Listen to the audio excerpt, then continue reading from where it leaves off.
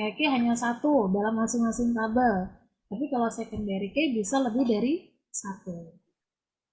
Gimana, Pepi? Berarti primary key ya, Bu? Gimana, Pepi? Ulangi. Suaranya terputus. Jadi, primary key dalam satu tabel, ketika dia masuk ke tabel lain, itu bakal otomatis jadi secondary key. Benar sekali, Pepi. Jadi ketika dia masuk ke tabel baru atau ke tabel lain, yang tadinya primary key itu akan menjadi secondary key atau kunci kamu. Kenapa kita harus menambahkan primary key yang ada di tabel sebelumnya menjadi kunci kamu? Yaitu untuk memudahkan yang namanya relasi antar tabel. Ketika kita memanggil kode NPM misalnya nih, di pengolahan data nilai, kita hanya memasukkan NPM-nya saja, otomatis akan muncul nama Pepi, kemudian kelasnya di mana, kemudian program studinya apa, itu muncul secara otomatis. Kok bisa muncul secara otomatis, Bu?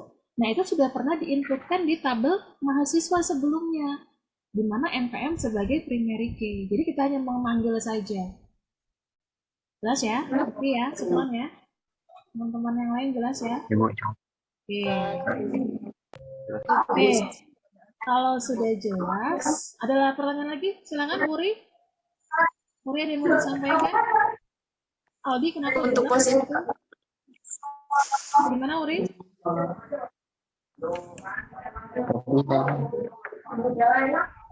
Diwana, ada yang mau disampaikan?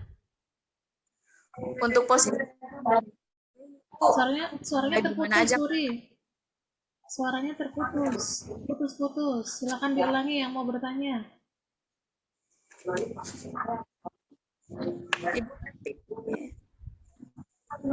Itu yang tanya Pepi, Bu. Oh, Pepi. Oh, mohon maaf, Pepi, kok saya fokusnya di Uri. Silakan, Pepi, gimana?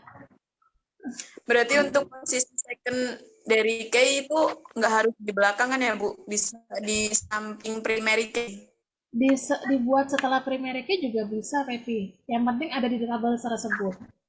Jadi kalau untuk masalah urutan tidak ada ketentuan apakah harus di awal, apakah harus di akhir, atau setelah primary key, tidak. Tapi biasanya secondary key itu terletak di bawah atau setelah primary key.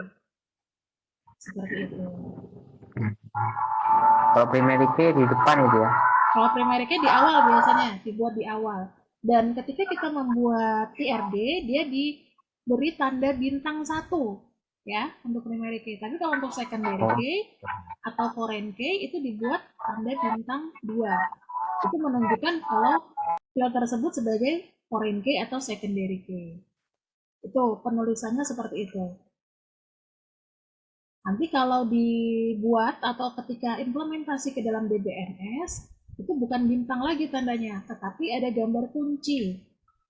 Ya, seperti yang tadi ada di slide. Nah, ketika kita membuat, nah ini, kalau di SQL Server, primary key-nya ditunjukkan dengan gambar kunci. Lihat atribut yang lain.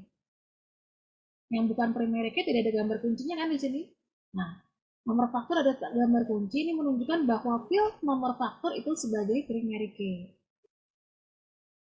Nah ini ya, ada 2 kunci, tapi yang menjadi primary key adalah nomor faktor, kode barangnya sebagai secondary key. Jelas ya? Ada lagi yang mau disampaikan? Ya. Ulma, Pepi, Yohana, Rizal, Sekon, Aldi. Kalau memang sudah jelas, saya di sini untuk melihat pemahaman sejauh mana pemahaman kalian mengenai materi kita tadi yang kita bahas. Saya di sini ada tugas. Nah, di sini tugasnya mencari dokumen dasar seperti dalam contoh faktor di atas. Jadi kalian silahkan cari print out ya, print out dokumen dasar. Jadi dokumen yang masih mentah, contoh seperti tadi faktor pembelian, kemudian lakukan langkah-langkah normalisasi data sampai dia menjadi bentuk normalisasi. Mulai dari bentuk anormal, kemudian bentuk normal ke 1 atau 1NF, 2NF, dan 3NF. Boleh misalnya KHS nih, bisa kalian olah. Tapi antara mahasiswa satu dengan mahasiswa yang lain berbeda ya. Oke, Aldi ngapain nih nyoret-nyoret? Jadi jangan sampai sama. Misalnya Sukron ambil tampilan atau printout dari KHS. Kemudian yang lainnya misalnya dari peminjaman buku di perpustakaan.